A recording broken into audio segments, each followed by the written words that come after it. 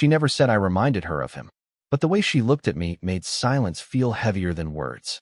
The neighbor's mom once told me I reminded her of someone. I laughed, assuming she meant my father or some half-forgotten boy from her past. But the way she said it, eyes narrowing, voice softening like she was seeing me for the first time, stuck with me. I still wonder if she meant the man she wanted me to be. I think of that when I see her. She always comes to the cafe around the same time, after the afternoon rush. Never in a hurry, never fully at ease either. She'll set her bag down, smooth the sleeve of her coat as if brushing off the day, then order coffee she rarely finishes. I tell myself I'm only here for the caffeine, but I've memorized the rhythm of her presence more than the menu. Today, the rain pushed people inside. The place smelled like wet wool and burnt espresso, windows fogging as strangers pressed close to the glass. She slipped in late, her hair damp, a few strands clinging at her jaw. The bell over the door startled her more than it should have. She tucked her umbrella against the wall and sat near the window, facing the storm. I tried not to look. Failed. Her fingers curled around the cup, but she didn't drink. She traced the rim with her thumb, distracted, eyes following the streaks of water down the glass. I thought about asking if she wanted a napkin for her dripping umbrella. Too trivial, too obvious. Instead, I just sat, my own coffee cooling untouched. The room was filled with chatter, yet somehow the quiet stretched between our tables. I caught myself listening for the shift of her chair, the brush of her coat, the sigh she didn't mean to let out. At one point, her sleeve grazed the edge of her cup, tipping it just enough for a thin stream of coffee to spill across the table. She cursed under her breath, not loudly, not the kind of word you say when you want attention, just a small surrender to gravity. Before I could think, I slid a napkin from my table onto hers. Our hands almost touched. Almost. She gave the faintest nod, but her eyes didn't meet mine. Not fully. They hovered somewhere near my mouth, then drifted to the window again, as if afraid of staying too long. I smiled anyway, though I didn't know why. Maybe to fill the silence. Maybe because her presence pulled something loose in me I couldn't name. Time slipped like that, her staring outside, me stealing glances when I thought she wouldn't notice. Rain blurred the city into something shapeless, and for a few minutes, the cafe felt like its own sealed-off world. When she finally stood to leave, she hesitated. A pause, almost imperceptible, like she was waiting for something to be said. I opened my mouth, but the words caught. She adjusted her bag, shook her umbrella, and walked toward the door. I should have let it go, but as the bell chimed behind her, I found myself rising, too. Not following. Not yet. Just standing, coffee cold in my hand, wondering if she'd noticed me as much as I'd noticed her. The rain swallowed her silhouette before I could decide. I told myself it would be a coincidence if I saw her again. The city was too big, the hours too scattered. But the very next week, there she was, same cafe, same corner table by the rain-washed glass. This time, she noticed me. Not with a smile, not even a greeting, just the faintest flicker of recognition before her gaze returned to the street. I held on to that flicker longer than I should have. I stayed after she left. It was an impulse, not a plan. By the time I gathered my things, I saw her again, standing at the bus stop across the street, umbrella tilted, coat pressed close to her body. The bus roared past before she could reach it, spraying her shoes with a curtain of water. She swore softly, shaking her head. Without thinking, I called out. My voice cracked louder than I meant. "Hey, do you need a ride?" She turned slowly, eyes narrowing as if trying to place. "Me. You live nearby, right?" I rushed on, words tumbling. "I've seen you at the cafe. I mean, sorry, that sounds strange." Her grip tightened on the umbrella handle. She studied me, not like she was frightened, but like she was measuring something invisible. Then she exhaled. "That's kind of you," she said. Her voice was even, almost practiced. "But no, I'll wait." I nodded too quickly, heat creeping up my neck. "Of course. Yeah, no worries. I just thought." I trailed off, kicking at the curb. The rain didn't let up. Drops drummed against her umbrella, ran down her sleeve, gathered at her wrist until they fell in small, impatient splashes. She didn't shift her weight, didn't look away. We stood like that for a long breath, separated by more than just the street. When the next bus came into view, she adjusted her bag. "You should go," she said softly. But her eyes lingered, just a second too long. I wanted to ask her name. I wanted to say something that would cut through the distance she kept pulling tight between us. Instead, I just watched as she stepped onto the bus, her fingers brushing the rail, her coat catching on the door. The bus pulled away, but she turned once, through the fogged glass. Not a wave, not even a smile, just a look that carried more weight than any words I could have offered. For hours after, that look stayed with me, like she was telling me this was a line I shouldn't cross, even as she dared me to. The cafe had become a habit, though I pretended otherwise. I told myself I was just there for the quiet, the bitter comfort of burnt espresso, the window that turned rain into something worth staring at. But when she walked in, coat already unbuttoned, scarf loose at her neck, the air shifted. She noticed me this time. Not just the flicker from before, but a pause. A stillness in the way she hesitated before choosing her usual table, as if debating whether to come closer. She sat 2 tables away, close enough to hear me breathe, far enough to pretend it wasn't deliberate. I'd rehearsed lines in my head all week, ridiculous openings about the weather, the coffee, even the buses that never seemed to come on time. None of them sounded right now. My chest tightened with something I couldn't name. The barista called my name for a refill I hadn't ordered. I didn't move. My hands curled around the mug in front of me, grounding myself in the heat. Then it happened, the smallest shift. She dropped her spoon. It clattered against the floor, rolling beneath my chair. I bent to grab it, fingers brushing against hers at the edge of the tile. A spark, or maybe I only imagined it. She pulled back quickly, but not before I saw her lips part, the faintest intake of breath. "Thanks," she murmured, taking the spoon. Her eyes held mine for a fraction too long. I should have looked away. Instead, I leaned forward slightly, words slipping before I could cage them. "I keep seeing you here. I don't know why, but..." Her phone buzzed sharply on the table. A name flashed across the screen, one I couldn't read, but the tone of it felt heavy, final. She silenced it with a quick, practiced motion, slipping the phone face down. I swallowed hard, the unfinished sentence hanging between us. She stirred her coffee, though she hadn't added sugar. "A nervous habit, maybe. Do you always come here at this hour?" I asked, my voice steadier than I felt. "Routine," she said simply. But there was something softer in the way she spoke it. Not dismissal, not quite invitation. For a moment, the noise of the cafe faded. The scrape of chairs, the hiss of the espresso machine, all distant. It was just her eyes on mine, steady, unblinking. I wanted to tell her that I thought of her even outside these walls, that I felt pulled, tethered, though I had no right to be. The words climbed my throat, pressed against the back of my teeth. "Order up for Claire," the barista shouted. She blinked, pulled back, and stood to collect her cup. My breath rushed out, like I'd been holding it too long. When she returned, she didn't sit immediately. She stood beside the table, her fingers grazing the back of the chair, as though deciding whether to stay or leave. Her knuckles brushed the wood. Then, hesitant, almost accidental, her hand touched the edge of mine. It lasted no longer than a heartbeat. Then she withdrew, sliding into her seat as though nothing had happened. We didn't speak again, but I couldn't stop replaying that brief, stolen contact. When she finally rose to leave, she placed her empty cup on the counter, glanced once over her shoulder, and left me wondering if I'd crossed into something neither of us could turn back from. The cafe felt different that night. Quieter, emptier, like the air itself was waiting. She was already there when I walked in, sitting in her usual corner, coat folded neatly on the chair beside her. A half-drunk cappuccino steamed faintly, untouched for too long. She glanced up when I approached. This time, she didn't look away. "Mind if I sit?" I asked, my voice softer than I meant. A pause, then a small nod. I slid into the chair opposite her, heart thudding against my ribs as though I'd crossed some invisible line. For a while, neither of us spoke. I stirred my coffee until it cooled, watching the swirl of cream dissolve into brown. She tapped her spoon against the saucer, once, twice, as though measuring time. "You're here often," I finally said. It came out flat, rehearsed. "So are you."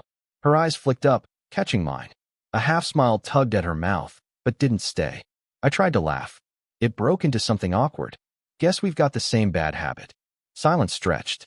Her gaze softened, but it wasn't gentle. It was sharp, searching, like she was weighing what I hadn't said aloud. I leaned forward before I could stop myself. "I think about you." Her spoon stilled. She didn't move, didn't blink. Only the faintest shift in her breath betrayed that she'd heard me. That's not. I stammered, heat crawling up my neck. I mean, not like. But she leaned back, folding her hands around the cup. Careful, she murmured, almost too quiet to hear. The word cut through me, not as a warning, but as something heavier. My throat tightened, caught between apology and insistence.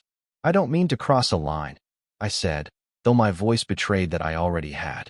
Her fingers brushed the rim of her cup. She traced it slowly, the gesture deliberate, as if giving herself time. Finally, she said, lines blur when you sit too close. I froze, the words thrumming in my chest like a chord struck too hard. The barista clattered dishes behind the counter, breaking the spell. She looked away, down at her coffee. I followed her gaze, realizing my hand had inched across the table without my knowing, hovering near hers. She noticed. She didn't pull back, but she didn't close the space either. Her phone buzzed once in her bag. She didn't reach for it. The sound lingered, then fell into silence again. When she finally looked up, her eyes locked on mine. No smile, no warning, just a long, unbroken stare that left me suspended between daring to speak and staying quiet forever. The words caught on the tip of my tongue. Say it. Don't. Say it. Her fingers twitched once, like she might reach across the table. Then the barista called out another order, sharp and ordinary against the quiet. Latte for Claire. She blinked, pulled back slightly, and the moment fractured. But before she stood, she asked softly, would you still be here if I came back? My breath caught. She didn't wait for the answer. She only rose, collected her cup, and walked away, leaving the question buzzing in my chest louder than any confession I might have made. I hadn't expected to see her that evening. I'd come later than usual, restless, telling myself it was just another night and another cup of bad coffee. But when I pushed open the door, there she was, already seated, back straight, coat still, on as if she hadn't planned to stay. Something was different. Her face carried the strain of a day that had taken too much from her. Her fingers, usually steady around her cup, fidgeted with the sleeve of her sweater. I sat down before I could think better of it. Rough day? I asked quietly. Her eyes flicked to mine, weary but sharp. Why do you care? The words cut, sharper than she intended, I think. She pressed her lips together, as though wishing she could take them back. I'm sorry, she added softer. That wasn't fair. I swallowed. I care because I notice things about you, even when I shouldn't. Her hand froze mid-gesture. Silence swallowed the table between us. I tried to laugh it off, to soften it, but the sound died in my throat. You shouldn't, she echoed, voice barely above a whisper. She looked down at her cup, but her shoulders stayed rigid, like she was holding something in. The door chimed then, a rush of cold air sweeping in with a man I didn't recognize. He spotted her instantly. Claire, he said, relief and accusation tangled in his voice. She stiffened, eyes snapping to him. Mark, she breathed, and I felt the name slice through me. He crossed the cafe in quick strides. You've been avoiding me. I waited outside your place. He stopped mid-sentence, finally noticing me. His brow furrowed. Who's this? I opened my mouth, but nothing came. She set her cup down with careful precision. A friend, she said quickly, too quickly. The word lodged in my chest. Friend.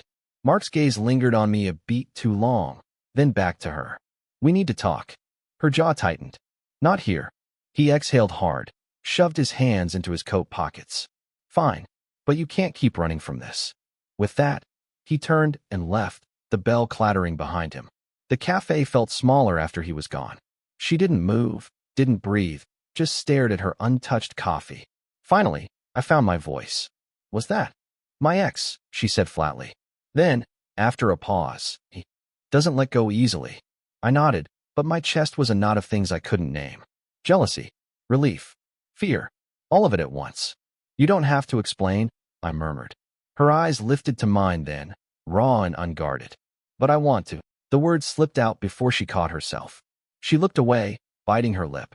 The urge to reach for her hand nearly broke me. My fingers twitched on the table, hovering near hers, waiting for permission that never came. I shouldn't be here, she whispered. Then why are you? I asked. Her answer didn't come. Just a long, searching glance, a breath held too long, the faintest tremor in her hands. It felt like we were standing on the edge of something dangerous. One move closer, and everything would change. One step back, and the spell would break. We stayed suspended there, neither moving, the decision hanging heavy in the air between us. I didn't see her for weeks. The cafe felt hollow without her, the corner table empty, the rain at the window less poetic, more just wet. I kept going anyway, as if showing up might will her back into existence. But all I found was silence and cooling coffee. Then, one night, she was there. No warning, no explanation. Just sitting in her usual spot, coat draped on the chair beside her, eyes fixed on the window like she'd been waiting for something she didn't want to admit. My chest tightened. I thought about leaving before she noticed me, but she turned her head, and our eyes locked. There was no flicker this time, no glance quickly pulled away. Only a steady, unflinching recognition. I sat down across from her without asking. For a long while, neither of us spoke. The clatter of cups and hiss of the espresso machine filled the silence we couldn't. Finally, she exhaled. I shouldn't be here. The words were familiar, but softer this time, less certain. Neither should I said. My voice cracked, and I didn't care. But I am. Her fingers curled around her mug. She didn't drink. You don't know? Me, she whispered. I know enough, I said quickly, too quickly. I know you're here when you don't have to be. I know you hesitate like you're fighting yourself. And I know, I swallowed hard. I know I can't stop thinking about you. Her lips parted, but no sound came. A flush rose to her cheeks, faint but visible. You're young, she said finally, almost bitterly. Too young. You don't understand what this would mean for me. Then tell me, I urged. Make me understand. Or, just say it, and I'll walk away. Her hand trembled against the porcelain. She set the cup down, harder than she meant, coffee sloshing at the rim. You don't get it. People will talk. They'll say I'm desperate, that you're naive. I don't care. I cut in. The words surprised me as much as they seemed to surprise her. My chest burned with them. I don't care what anyone says. I care about this. About you. The silence that followed was heavier than any noise. She blinked fast, her composure slipping at the edges. Then, almost against her will, she reached across the table. Her hand hovered, hesitant, before finally resting lightly against mine. Warm, shaking, fragile. I froze. The world shrank to that single point of contact. I'm scared, she whispered. So am I. My voice cracked again, but I didn't pull away. I turned my palm up, lacing my fingers with hers, grounding us both in something real. Her eyes met mine, no longer guarded, no longer pretending. Vulnerable. Raw. And in that gaze, I saw the choice. Not words, not logic, just a silent agreement that whatever this was, it mattered enough to risk. We sat like that, hands entwined, while the rain streaked the glass and the barista clattered cups in the background. Ordinary noise against an extraordinary moment. She squeezed my hand once, then let go slowly, as if afraid of what holding on too long would mean. But she didn't leave.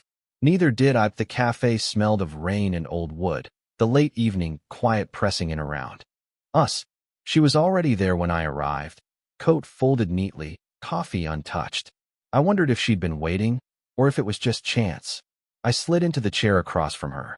No words yet, just the familiarity of shared space. Weeks apart hadn't dimmed the pull between us. If anything, it made the air heavier. We didn't speak immediately. The silence felt safe and fragile at once, a delicate thread connecting us. I watched her fingers curl around the mug, tracing the rim absent-mindedly. I noticed a small cut at her knuckle, red and raw, and imagined her noticing mine. Invisible, but aching in parallel. You've changed, she said quietly, finally breaking the pause. Not accusing, not teasing, just observing. Have I? I asked, hiding the way my chest tightened. She nodded once, slowly. I think we've changed. I let the words hang, tasting the weight of them.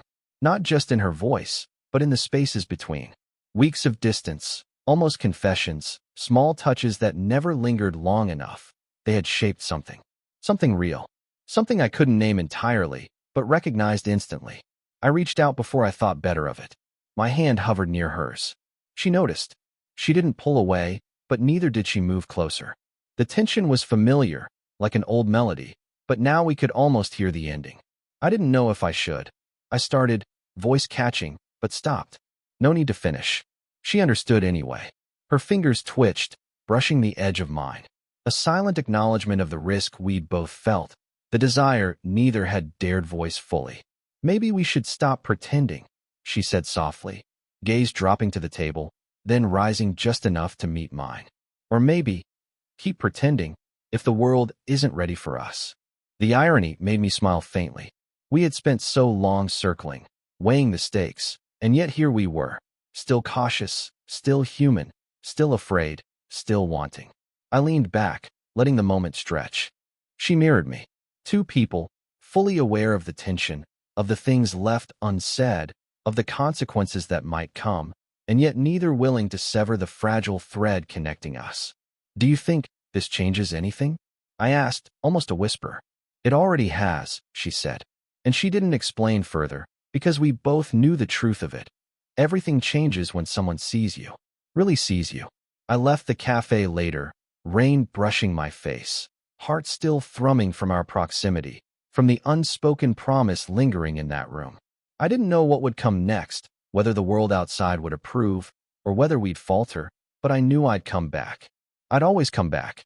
And maybe, just maybe, she would too. For now, it was enough.